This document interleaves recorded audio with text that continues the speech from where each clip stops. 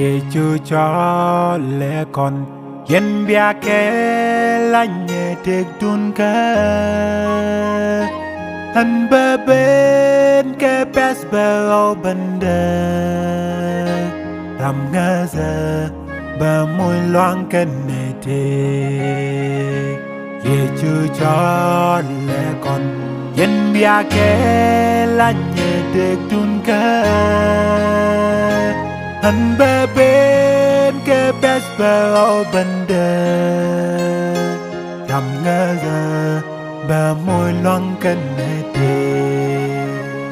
qua lo ngơ min gọi dân ye chu de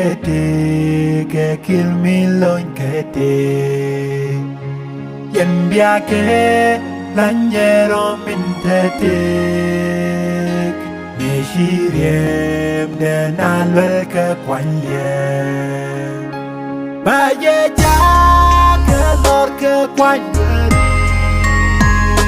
tinda ye ben washin min jana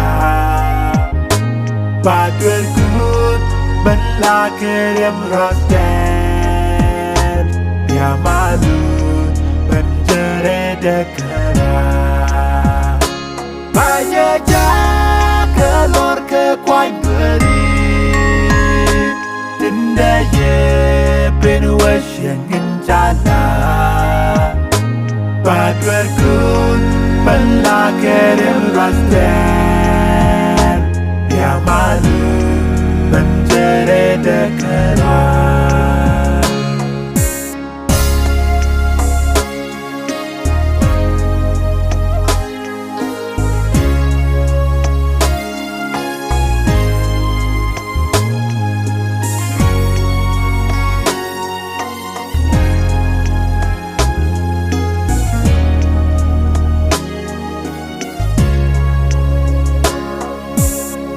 wati ni riau riau kan suke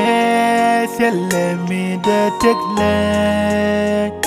ashang tiken kwa nyin kuni kan dial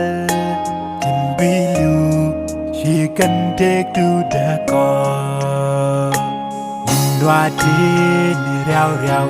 kan suke sele mi de tekle Isang chicken qua nhìn kuni kan dial Tin bilu si kan tek du ta ko Qua long min guai dân ye chu E de te ke kill me lon ke te Yan bia ke lan ye ro min ta te shiriem ne nan wel ke kwanye ba ye ja ke lor ke kwanye tinde ye ben washin in jana ba dwe good ben la kerem rosten ya malu ben jere de kara ba ye ja ke lor ke kwai beri tinda ye ben washin in jana ba dwer kun ben la kerem rosten ya malu ben jere de kara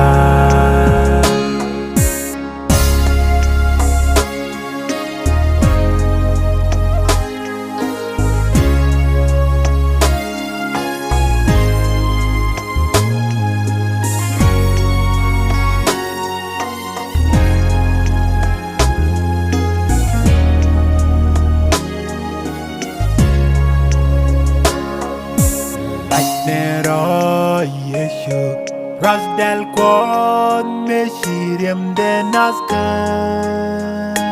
Che kuk dweri kon yor pin keriet Ente me chưa con quanh quanh chân mi Lạnh nè rồi ye chu Ras del con me shiriem de naskan che cok dweri kon yor pinterien ente me chưa con quanh quanh trình qua lo ngã bên gọi dân ye chu để ke kil mi lon ke te yen bia ke lanyero min te ni shiriem de na lel ka kwan ye hallelujah ba ye ya ke lor ke kwan tin de ye ben wa shin min jana ba ter good ben la kerem rasten bia malu ben jere de bia malu ben jere de ba ye ja ke lor ke kwan beri tin de ye ben wa shin jana hallelujah ba ter good